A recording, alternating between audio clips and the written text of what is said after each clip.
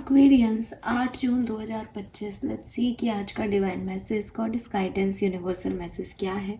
Universe आपसे क्या कहना चाहते हैं, आपको क्या जानने की ज़रूरत है, अगर कोई पर्टिकुलर सिचुएशन आती है तो क्या करना चाहिए आज के दिन। Let's see. Please universe, please divine power, please spirit guides, please give the accurate message which will never be available. Thank you so much. Aquarians,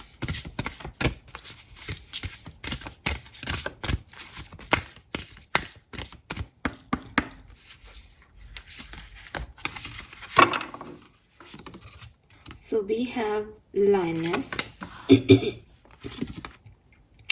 we have library. Number 13 या 4 सिग्निफिकेंट हो सकता है। 22 इज ऑल्सो 4, 44444 आपको देखने को मिल रहा हो, possible है। ओके, मैं इन कार्ड्स को कैसे शफल करने लगी। वो कार्ड का साइज इतना बड़ा है कि वो इस तरह से पकड़ में ही नहीं आते मेरे हैंड्स में। Let's see. Aquarians, subconscious mind, 8 June. Aquarians, subconscious mind, 8 June. Okay.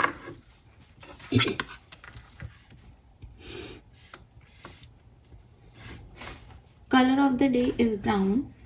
Okay, and number में मुझे 35 किसी की एज दिखती है, या 35 नंबर सिग्निफिकेंट हो सकता है, 8 नंबर सिग्निफिकेंट हो सकता है। 8 नंबर बहुत आ रहा है यहाँ पे। जो नंबर है उसमें 4 नंबर सिग्निफिकेंट हो सकता है। 22 एज हो सकती है, 23, 21, 31, 28 ऐसे एज हो सकती है। 29, 28 ऐसे एज हो सकती है। किसी के घर में स्नेक प्लांट्स या एलोवेरा का प्लांट है शायद, वो दिखाई दे रहा है।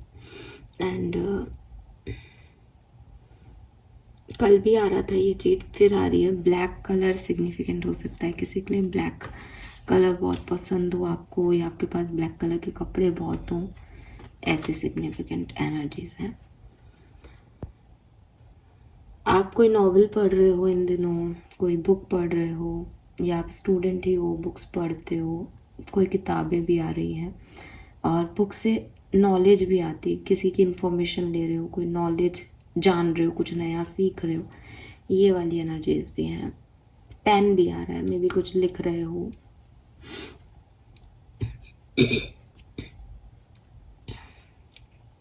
ओके, सो आज के लिए डिवाइन मैसेज क्या है एक्वेरियंस के लिए 8 जून के लिए। We have, you have earn all your stripe and take control of your own narratives. अब ये दोनों कार्ड जो है वो बेसिकली एक ही थ्योरी को यहाँ पे बता रहे हैं। बेसिकली यूनिवर्स आपको ये कह रहा है कि अगर आपको खुद पे ट्रस्ट नहीं है किसी भी तरीके से, आपको लगता है कि मैं नहीं कर पाऊँगा या मैं नहीं कर पाऊँगी, या आपको लगता है कि इस डिसीजन के लिए मुझे एक बार पूछ लेना चाहिए अपने हस्बैंड से, अपने बड़ों से, अपने किसी गुरु से, या मुझे टैरो रीडिंग ले लेनी चाहिए, या मुझे एक बार इस सिचुएशन को डील करने के लिए किसी का सहारा चाहिए, किसी की समझ चाहिए। तो यूनिवर्स आपको कह रहे हैं कि आप वही इंसान हो ना जिसने अपनी ज़िंदगी को इतना सारा जी लिया, और ना केवल आपने इतना सारा जी लिया बल्कि जहाँ से वो बता रहे हैं उनको ऐसा लगता है कि आपने कई बार जो हैं वो विफलताएं चखी, कई बार आपने बुरे समय को देखा, फिर भी आपने अपनी मरहम पट्टी की, आप नॉर्मल हुए, आगे बढ़ गए। तो ऐसा आपके साथ एक बार नहीं, आपके पास कई बार हुआ जब आपने अपने घावों पे खुद बैंडेड लगाई, खुद उठे। अगर ऐसा कोई पर्सनल लाइफ का एक्सपीरियंस नहीं है तो 101% ये आपकी गेम्स की एनर्जी हो सकती है। हो सकता है आप बहुत बचपन में बहुत गेम्स खेलते थे या गिर जाते थे चलते चलते और आपकी चोट लगती थी, एंड घर में कोई देखेगा तो आप ही को डांट देगा, इसलिए आप चुपचाप अपने मरहम पट्टी करके खुद ही हील होकर के और आ जाते थे और अपने घावों को छुपा देते थे।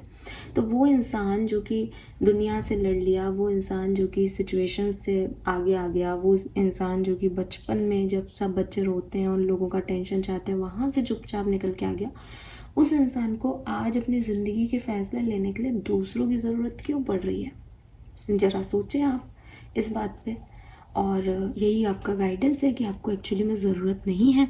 आपने आप एक सेल्फ मेड पर्सन है, तो अब जब ज़िंदगी के जहाँ जो एज मुझे दिख रही है, हो सकता है आप ज़्यादा ही साल के हो, 35+ हो, बट अगर आप 21 साल के भी हो, 22 साल के भी हो, तो जब आपने 22 साल ज़िंदगी के इंडिपेंडेंसी रखी, तो इस 23वें साल में, इस 35वें साल में, इस 36वें साल में आप क्यों चाहते हो कि कोई आपको सपोर्ट करके आगे लेके जाए? आपके अंदर वही स्ट्रेंथ है, आप ऑलरेडी बहुत स्ट्रॉन्ग हो, तो अपनी पावर्स को काम में लो। हमेशा जैसे हील किया है खुद को, वैसे इस बार भी हील करो। तो आप जिन चीज़ों से डर रहे हो, उससे बहुत बड़ी प्रॉब्लम्स आपने देखी हैं अपनी लाइफ में, और जिस सिचुएशन में अभी आप गिव अप करने का सोच रहे हो, वो सिचुएशन में भी आप काफ़ी आगे आ गए हो अभी तक चलते चलते। अब क्या मतलब, जब इतना कुछ कर लिया तो अब क्या हार माननी, अब क्या किसी और पे डिपेंडेंसी रखनी? चलो निकलो, गुजरो, फिर कुछ होगा फिर देख लेना, ठीक है। Then we have library. Library का कार्ड एक तरफ तो ये कह ही रहा है कि फालतू की एक्सपेक्टेशंस और लोगों को कंट्रोल देना अपनी लाइफ में बंद करो। साथ में वो ये भी कह रहा है कि आज के दिन या अभी सिचुएशन में जो कुछ भी आप बोलते हो, आप जो दूसरों को कह रहे हो, आप जो खुद को कहते हो, आप जो कन्वर्सेशन में पार्टिसिपेशन के दौरान बातें करते हो, वो चीज़ आप खुद मानते हो या सिर्फ दिखाने के लिए कह दिया आपने?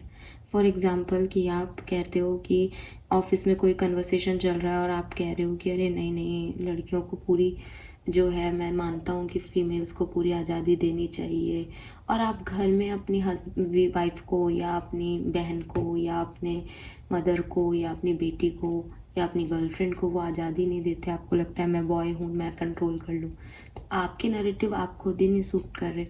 ऐसे ही फॉर फीमेल्स, अगर आपको लगता है कि आप कहती हो कि थोड़ा सा एडजस्ट करना चाहिए प्यार में, और प्यार को बना के रखना चाहिए, और आप ऐसी ऐसी बातें लोगों को कह देते हो कि अरे मत लड़ पागल, ऐसे मत कर, तो क्या आप अपनी ज़िंदगी में ये चीज़ें मना रहे हो? आप ये चीज़ समझते हो? तो जो आप बोल रहे हो, जो आप नरेटिव दे रहे हो दुनिया के सामने, जो आप कह रहे हो, जो आप जिसको आप पसंद करते हो, जिस तरह के कैरेक्टर्स को आप पसंद कर रहे हो लाइफ में, क्या आप उन सिचुएशंस पे उस तरीके से डील कर रहे हो या नहीं? कहीं एक टेलीविज़न सीरियल आपके लिए वही हो गई कि आपने आपने देखा एक टेलीविज़न सीरियल में कोई नागिन बन रही है, तो आप नागिन तो बनना चाह रहे हो, लेकिन अगर टेलीविज़न सीरियल की कोई हीरोइन जो है वो सह रही है, तो आप तुरंत कह देते हो कि अरे इतना क्यों सह रही है ये। आई डोंट नो, मैं तो सीरियल्स नहीं देखती हूँ, तो जो भी कैरेक्टर है, फिक्शन कैरेक्टर, मुझे 90s के सीरियल्स याद है, तो कसौटी में प्रेरणा इतना क्यों सह रही है, तो इट्स लाइक ऐसी चीज़ें हो जाए, ठीक है। तो कहने का मतलब सिर्फ ये है कि जो बोलो वो करो, ठीक है। ऐसा नहीं हो कि बोलते कुछ हो, करते कुछ हो, सोचते कुछ हो।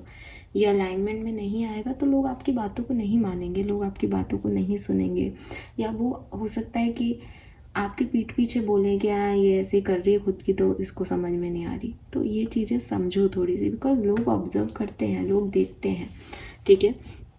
सो आपको इसलिए भी खुद को कंट्रोल करने की ज़रूरत नहीं है कि आपने ये स्टेटमेंट दे दिया तो अब आपको वही ज़िंदगी जीनी है। आपको बस स्टेटमेंट देने से रुकना होगा, कुछ भी अनाप शनाप, बिकॉज आप हर व्यक्ति का लाइफ नहीं जानते, आप हर व्यक्ति के ज़िंदगी को नहीं समझते। आप अपनी लाइफ की प्रॉब्लम सॉल्व कर लो, वो बहुत बड़ी चीज़ है। तो कभी भी ऐसी किसी सिचुएशन में आए कि आप लोगों की लाइफ को कंट्रोल करने लग जाओ या अपने नैरेटिव्स देने लग जाओ, तो वहाँ थोड़ा सा स्लो हो जाना, ठीक है। अनटिल आप कोई काउंसलर ही ना हो क्योंकि फिर ये आपका काम हो जाएगा। तो yes, then we have sacred boundaries, respecting and honouring your limits set you free. तो अगेन कहा जाता है कि अगर पतंग की डोर काट दोगे तो पतंग आसमान नहीं छुएगी, पतंग गिर जाएगी। अगर एक पेड़ की रूट्स को मिट्टी से निकाल दोगे तो वो पेड़ ख़त्म हो जाएगा। अगर आप एक पंछी को जब वो उड़ना नहीं सीखे उससे पहले ही घोंसले से निकाल लोगे, उसको वो स्ट्रगल नहीं करने दोगे जो उसको उड़ना सीखने में करना पड़ता है, चाहे रहम की वजह से, चाहे किसी भी ख़ास वजह से, तो वो कभी उड़ नहीं पाएगा। ज़िंदगी में जो भी तकलीफ़ें आपको मिलती हैं, जो भी रूट्स आपकी हैं, जब भी माँ बाप ये कहते हैं कि घर से बाहर मत जाना, टाइम पे घर आ जाना, जो भी आपको कहा जाता है कि ये काम मत करो, अभी अभी घर संभाल लो, अभी बाहर संभाल लो, अब रिस्पॉन्सिबिलिटी ले लो, इनको अगर आप अपनी बेड़ियाँ मानोगे, इनको अगर आप ये मानोगे कि ये मुझे रोकने आ रहे हैं, ये मुझे डिस्टर्ब कर रही हैं एनर्जीज, तो यकीन मानो कि आप आज शायद एक फ्रीडम ले लो। जब पतंग की डोर कटती है तो उसको एक पल के लिए लगता है कि वो स्वतंत्र है, बट एक ना एक दिन गिर जाओगे। पेड़ मिट्टी से निकलता है तो शायद उसकी जड़ों को एक बार के लिए, क्योंकि वो बंधी भी होती है, दबी भी होती हैं, तो एक बार के ऑक्सीजन ज़्यादा मिलती है, लेकिन फिर वो मर जाता है। पंछी को लगे कि शायद वो उड़ लेगा और वो बाहर आ जाए घोंसले से, और उसको लगे कि मम्मी हमेशा गलत सलत सिखाती है, मैं उड़ूंगा, लेकिन वो गिर जाएगा, नहीं उड़ पाएगा।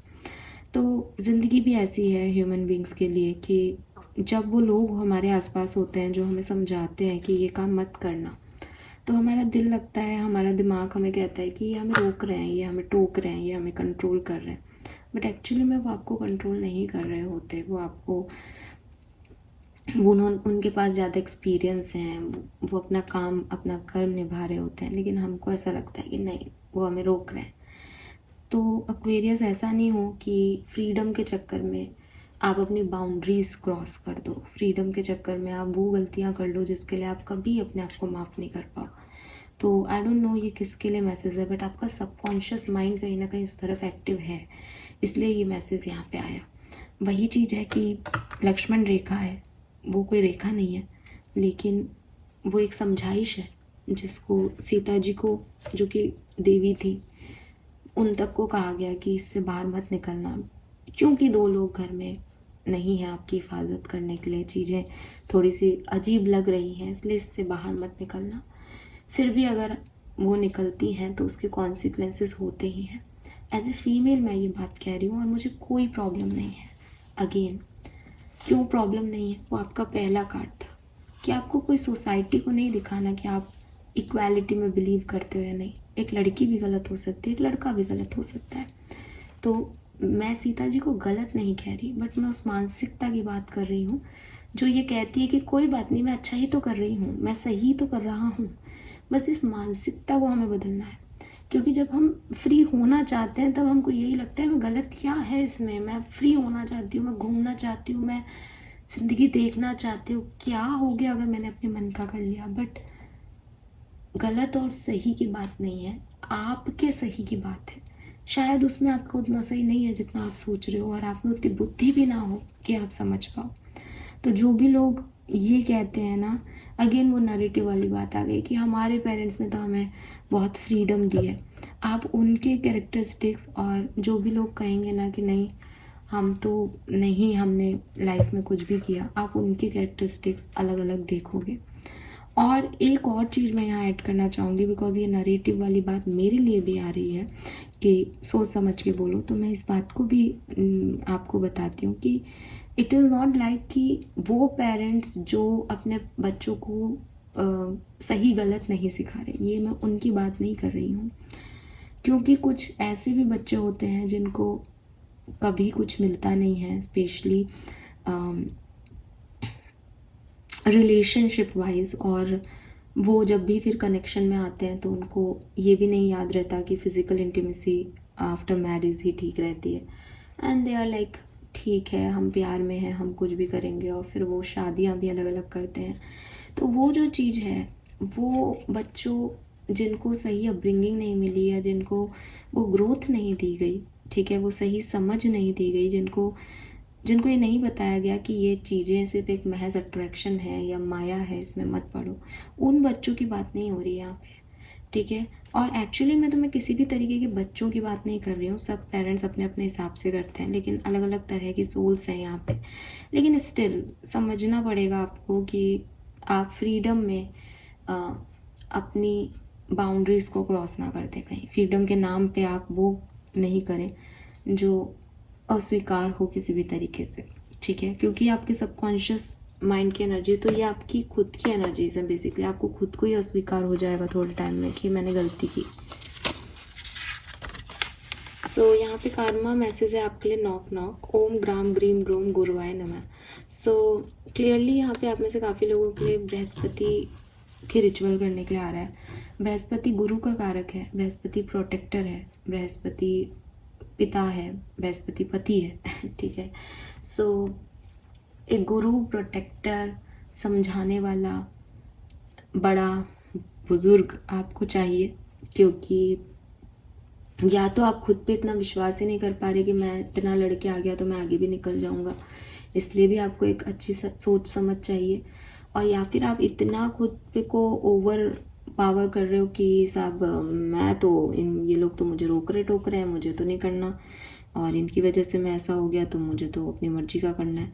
वहाँ पे भी आपको ये बृहस्पति जो है वो प्रोटेक्शन देंगे। हो सकता है आप में से काफ़ी लोगों के लिए बृहस्पति नीच का है आपकी कुंडली में, आपको समझ नहीं है इस चीज़ की, इसीलिए आपके साथ ऐसा हो रहा है। तो सेल्फ केयर करना अपनी अलग बात है, सेल्फ केयर आप करें, अपनी ग्रोथ के लिए, अपनी हैप्पीनेस के लिए काम ज़रूर करें, उसमें कोई भी इस बात को ऐसे नहीं लें कि आपको दूसरों के लिए जीना है, लेकिन अपनी बाउंड्रीज, अपनी मर्यादाओं में, ठीक है, क्योंकि जो लोग मर्यादाएं नहीं रखते वो कहीं के नहीं रहते। Fine, this is all for you. And अगर आप हिंदू नहीं हैं और ये चैंटिंग नहीं कर सकते तो आपके धर्म में जुपिटर प्लैनेट के जो भी रिचुअल्स आपको बताए गए हैं आप वो कर सकते हैं, ठीक है। और अगर आप प्लैनेट्स को भी नहीं मानते हैं, क्योंकि ये भी वैदिक एस्ट्रोलॉजी हो गई, तो जस्ट आप येलो कलर से जुड़ें, सिट्रीन से जुड़ें, क्रिस्टल से जुड़ें, और जो भी आपके गुरु हैं, जो भी घर के बड़े बुजुर्ग हैं, उनकी एडवाइस से आप काम करें, ठीक है। This is all for you. Hope ये आपसे रेजोनेट होगा। चैनल को लाइक और सब्सक्राइब कीजिएगा। बाय।